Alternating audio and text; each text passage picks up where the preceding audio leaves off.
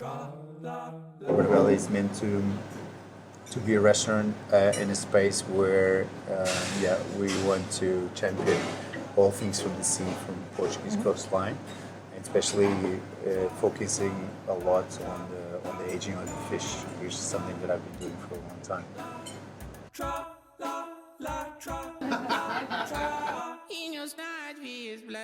I always say I like to eat an idea. Why not? You're original from here. Like, Yeah, the roots shall be growing you I back. know. Let's see one day. Okay. We develop umami flavors and intensify them and take them to 2 months or 3 months to use them for different preparations.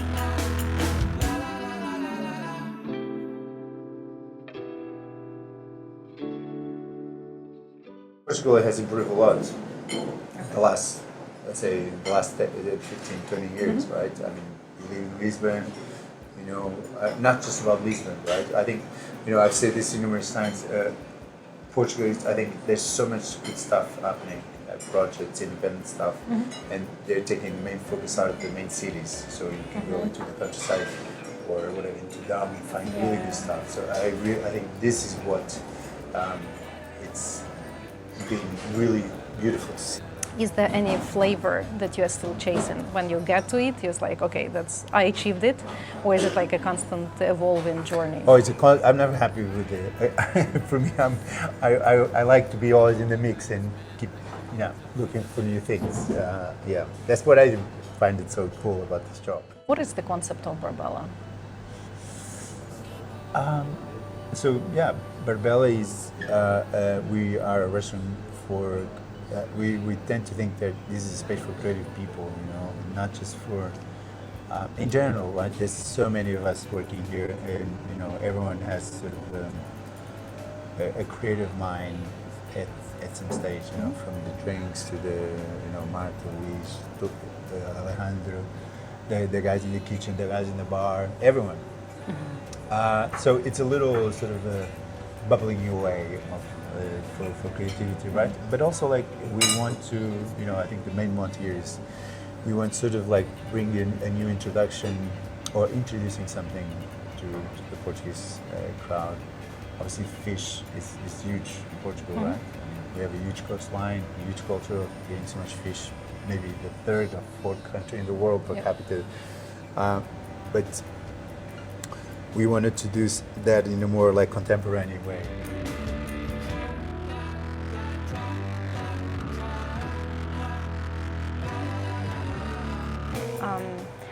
Talking about menu, what is a well-balanced menu?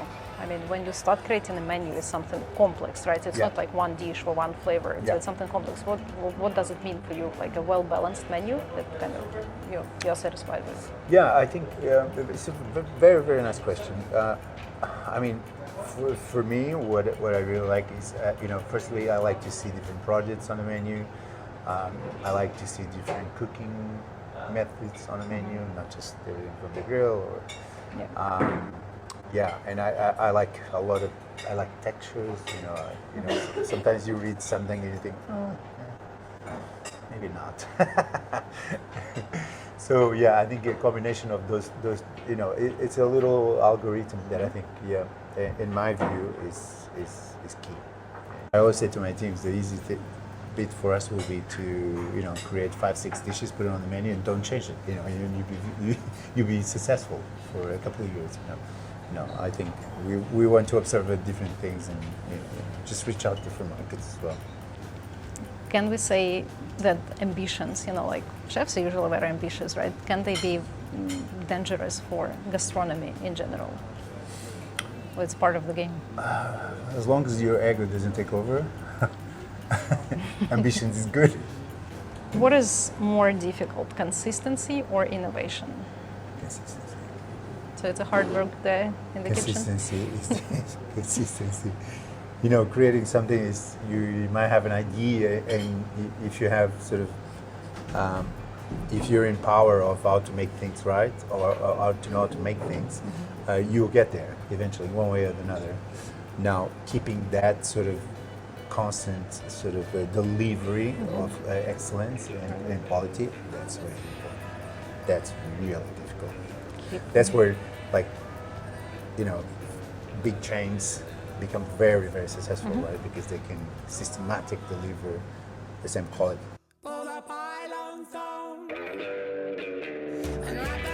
It feels like Portugal now has a more sort of discipline. It's more it became more disciplined in that sense, not just on the traditional side, because that has been always there, but post this new modern, not post, but in this new modern era, in the last few years, I can see there's definitely a line of cooking here, which is nice, really nice. And what were the kitchens or the chefs who were inspiring you during your journey? I mean, during your professional journey? A lot of people. So when I was younger, I end up studying did a course in school, Alain Ducasse in Paris. All those classes, Michel Bras, which is for me sort of an icon. Obviously, the last 20 years, a lot of new. They're not new anymore, but a lot of people play a really important role in worldwide gastronomy. The Nordic scene, Spain, at some point Italy as well. Japan has always been something that I look back with a lot of depth, actually. Yeah. Got it. What are your success metrics? Like, who are your critics? Oh, my family. Your family? For sure. My teams, hopefully. Yeah. So it's all about the feedback from the team, from the family. Yeah. No, I think obviously, I think this style of cooking. There's a lot of people. It takes time for people to get it, or it's not even to get it, but to understand it in a sense, right? But I think when people really sort of get into it, it can be quite cool.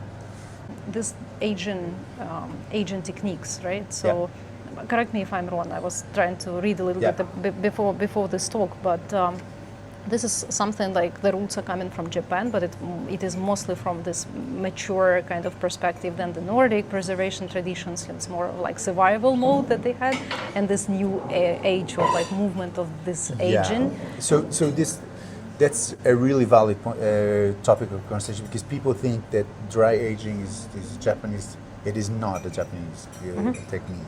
No. They be aging fish. Yes, they aging fish. They call it still ice, still cold.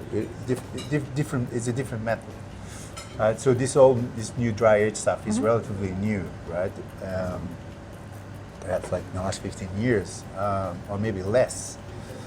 But yeah, it's we just don't do dry age. We apply the techniques to the fish and to the seafood. It can be from a preservation point of view, improving, because usually for most parts, or most of the times, we want to improve the quality of the fish, if it's texture or longevity, that kind of stuff. So it can be for, as you said, preservation, immediate consumption, or So, actually, look, this is an example of what I was saying before. When you sort of get your fish to dry, I mean, this is a month and a half. So you lose in all the moist, but you gain in all the texture. This is super like firm, and also the enzymes they improve the quality of the fish. Are you trying to provocate the customer, like a guest? Yeah, a little bit. Yeah, I think not all dishes are like that, but I think having something a little bit more challenging or different, it helps to set the tone as well. I'm from Argentina, from Buenos Aires, and we work with a lot of meat. 7 years ago, I opened a restaurant with one of my best colleagues, but dry aging meat, which is another process. Of course, it's another protein, another animal, but in this case, it's a control chamber where we develop the bacteria to break down the protein of the meat. changed your religion from meat to fish. Yeah, exactly. Well, that's a good point. What is your friend telling you? No, like No, he's really happy. Like it's like, I mean, like it's at the same time it's working in a kitchen. It's a passion, you know. So it's like it's almost the same way of working with colleagues, with friends, developing new flavors, and of course working as a team. That's really important. Now we also like we are a restaurant that has been always a part of my for many years. Now it became like in the last few years people start paying more attention, but it's to use as much as possible, right? So we don't, we have minimal waste. But so we use everything. So when we buy the fishes, this is just an example, right? So this is just roes. The fish roe. because like in my country, like when you buy herring, and Yeah. like there is a fight over the table who will get it. Really? Yes. Oh, really? Yes. Have more. If we talk about like maybe the dishes or techniques, the trendy ones out there, so in like 2026, so what are they from your perspective? We're just starting, so I don't know. 2025. No, but I a lot of people now are like all of a sudden just looking back to sort of more traditional ways of cooking and bringing it to modern restaurants or more plateau, which I think is a really interesting point. Yeah, a lot of fire, right? A lot of people are doing things from fire, and I just hope that more and more we will just prevail the product, give more relevance to the product than sometimes to the idea. So those are giant whelks. So whelks are almost a sea snail. They're coming from savage. They're really difficult to work because they have really powerful muscle in there. They can be quite chewy. So for us to get to this, it's a lot of work, like a lot of work. But in the end, we have we get an amazing product. Something that you don't see much, or you don't see that much in restaurants. But to get to this is like 4 days. And today we only have 2 portions of it. Can fish still surprise you? Yeah. Oh yeah. Sometimes, yeah. We have things. We always try to bring different species over and over and over. Mm-hmm. We tend to look at things that within season, but within the seasons there's also like micro seasons, things that happen that sometimes if you don't talk to the right people, you don't get them. So yeah, I think that's